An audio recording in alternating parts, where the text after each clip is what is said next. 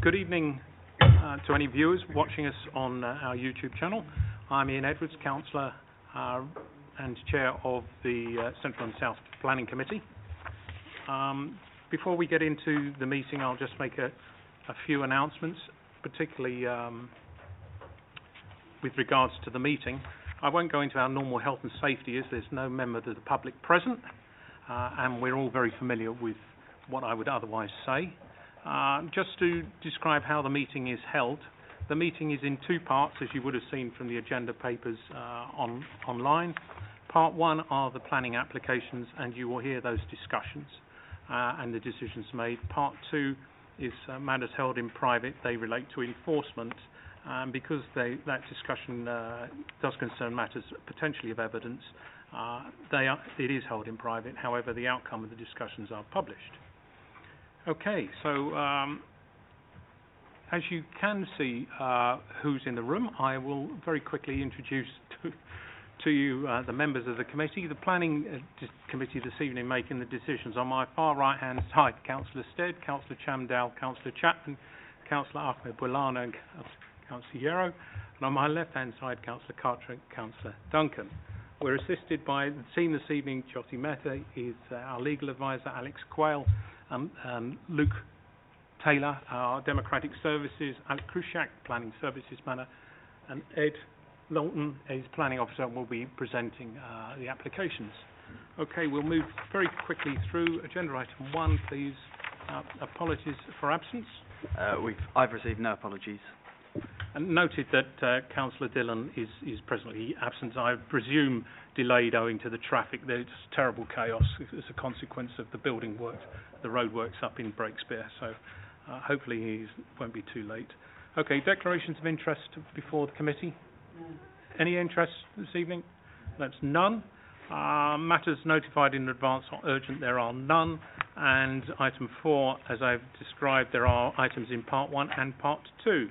So we now move very speedily on to agenda item 5, which is an application with petition 839 Uxbridge Road. Ed, thank you. Thank you, Chairman. This is a retrospective application for a shisha lounge to the rear of a 3-storey terraced property on the southern side of Uxbridge Road. The property has an existing cafe use on the ground floor with residential use on the floors above. The rear of the property is an area that has been extensively developed as a permanent enclosed seating area. So I'll just take you through the plans and photographs. So you can see the property here. This is the site location plan. It's a constraints plan. This is the area to the rear that has been extended over.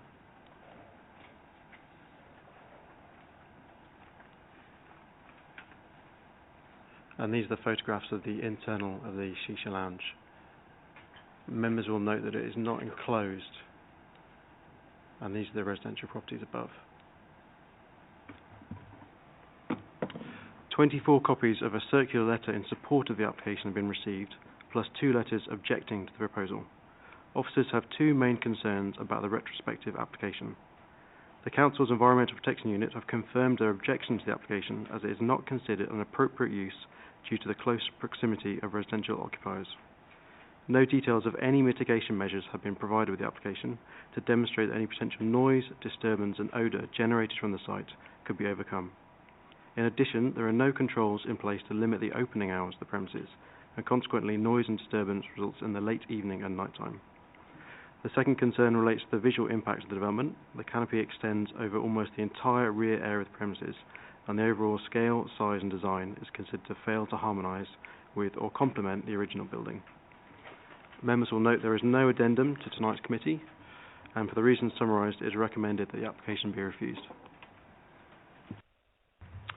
Thank you. Although this is a matter with a petition, I can confirm that there are no members of the public present. Therefore, the petitioner and the applicant have not exercised their ability to address. With regards to the petition, I asked Democratic Services to look into the circular letter. Each one is an identical copy of the other. It says, "I live above Jury's Restaurant in the Parade." blah, blah, blah, then gives a name and an address. Interestingly, of the 24 letters, only 4 of them are on the electoral register. Therefore, there's some doubt in my mind about the veracity of this petition, and certainly I think it carries very, very little weight with regards to expressing the views of the people that live above the flats, this premise. Thank you. Okay. Issues, colleagues? Councillor Duncan. Thank you, Chair. I'm happy with the officer's report and recommendation. Thank you to them for that. It's just that this is on the main road, and as we know, this is busy. It's close to the junction with West Drayton Road, and servicing, presumably, there is rear access, would normally be from the rear access way, and presumably part of this rear way would have been reserved for, you know, certain kind of loading or unloading or parking. You know, it would be there to service this building. Do we have any comment to make about the loss of any part of that land for fulfilling that function to support this, you know, retail use with residential above? Thank you. Thank you.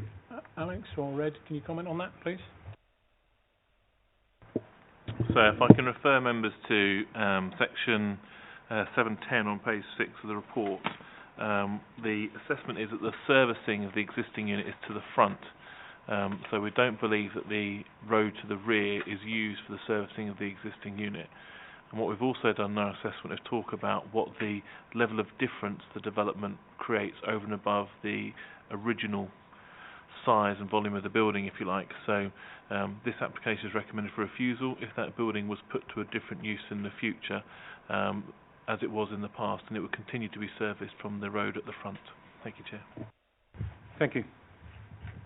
Councillor Duncan. Sorry, if I can just come back. Why I asked this was because it said servicing would appear to be from the Uxbridge Road frontage. In other words, it was assumed that that's where it was. I just make the point because once you've built on something that could possibly serve as an access way or service way, then it's gone without any comment from us. And it's just whether it is worthwhile making that point that this land, you know, shouldn't be developed on 100% or virtually 100%.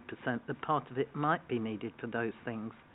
But I don't know if that's a strong enough point that it appears not that officers would advise us to carry forward as an additional reason for refusal. Let me just bottom that out with Ms. Krushak. It's a point well made. Absolutely. So I think where we'd have to get to in our thought process is that access from the front is unacceptable. Servicing from the front is unacceptable, and the only means of servicing would be to the rear. That's the first test you'd have to apply. If you were able to satisfy that test in your minds, then you could conclude that if that servicing to the rear, which is the only viable servicing to the unit, is taken away, that could form a reason for refusal. In this instance, in the context of this area and other uses up and down this parade, I've got no reason to believe that servicing cannot take place in front, and therefore, even if servicing to the rear is lost, I don't think we get to the tipping point at which we say there's no appropriate servicing for the unit, and therefore it's harmful sufficiently to warrant refusal of the planning application. Okay, thank you. Colleagues, somebody help take this forward then, please. Thank you, Councillor Duncan. Councillor Carter seconding. Thank you. Show of hands, please. That's everybody. Application is refused. We're now on to agenda item 6. Gentlemen, if you were here for the Shisha Lounge, you were late. You missed the opportunity. We had moved beyond the time. The meeting started at 7 o'clock, and that was the time. I'm sorry, you've arrived too late to speak. Okay, thank you. Agenda item 6, please. The Royal British Legion. Thank you, Chairman. This application seeks consent for the change of use of part of the first floor of the Royal British Legion Club on Uxbridge Road from an office and meeting room to a one-bed residential unit. So I can take you through the plans again.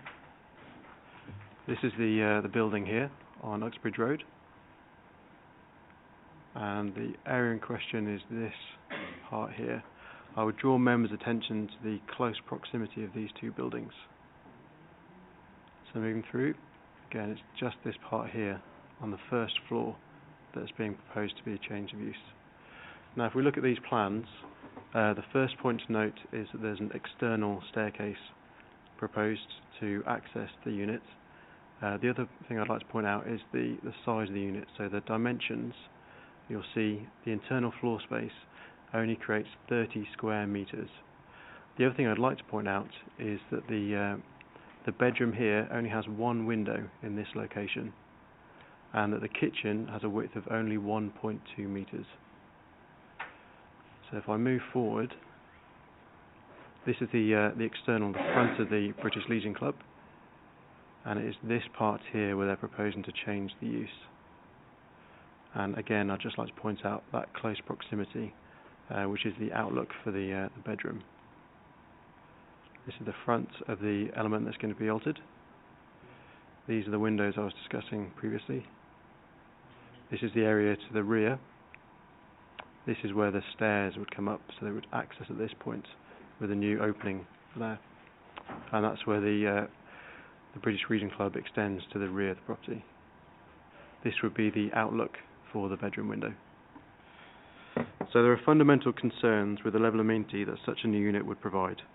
In addition to the concern noted about the outlook from the bedroom window, housing standards set out the minimum internal floor space required for developments in order to ensure there is an adequate level of amenity. A one-bedroom, one-person dwelling with a shower room is required to provide an internal floor area of at least 37 square metres. The proposed flat would have an internal floor area of only 30 square metres, which falls well below the recommended internal floor area required. In addition, the application provides no external amenity space for the new unit, further impacting on the level of residential amenity being provided. There are no details of how car or cycle parking could be provided. However, it is considered that these could be resolved through an appropriate condition. Therefore, for the reasons summarised, it is recommended that the application be refused. Thank you very much. It was helpful to have the additional information regarding the size on the one-bed, one-person flat. We have previously upheld the national standard as being a standard, not a guide. This does fall well short of it. Colleagues, can anybody take us forward here, please? Councillor Yarrow? Thank you, Chairman. Well, I don't really think there's any need for a debate. It's too small, too cramped. Everything's small about it. The kitchen, the bedroom. They're just trying to fit something in that cannot really be fit in, and I think we should support the officer's recommendations. Thank you. Of course, Councillor Duncan. I note what the officer said about car and cycle parking. However, it does say in the report on page 14, the highways officer, the site has a P-TAL value of 2, poor. This indicates that the area is reliant on private car travel for trip making, and it doesn't make clear how car parking is made available specifically for the residents. And I know you said that it could be provided by condition. Is that because there is parking on the site and you would expect that to be provided from it? It shouldn't be another reason for refusal. There is sufficient area to the front of the building that parking could be provided, and that could be secured through a planning condition. Right. Does that then need to be referred to in an informative? So the situation at the moment is we've made it clear in the report that we think that it's a matter which could be dealt with by condition. So were we in a scenario where this recommended refusal was appealed, that would be something that was clear to the inspector. However, you can make it more clear and really reinforce the point if we add an informative to any decision that's issued. I would like to suggest that we do that so that it is absolutely clear, and you know that if it was appealed for any reason, then we would say there are other matters here, but we thought they could be dealt with by condition, that we were being reasonable, but this is something that would need to be addressed. If that's acceptable. Thank you. I think that's a very fair point. Yes, with those. Add with the additional comments passed by Councillor Duncan taken care of, I would support we should support the officer's recommendation. Thank you. You're proposing it. Do I have a seconder, please? Councillor Duncan, show of hands, please. Everybody supporting the officer's recommendation with an additional informative. We're now moving into part 2. If you could cut the link, please. Thank you.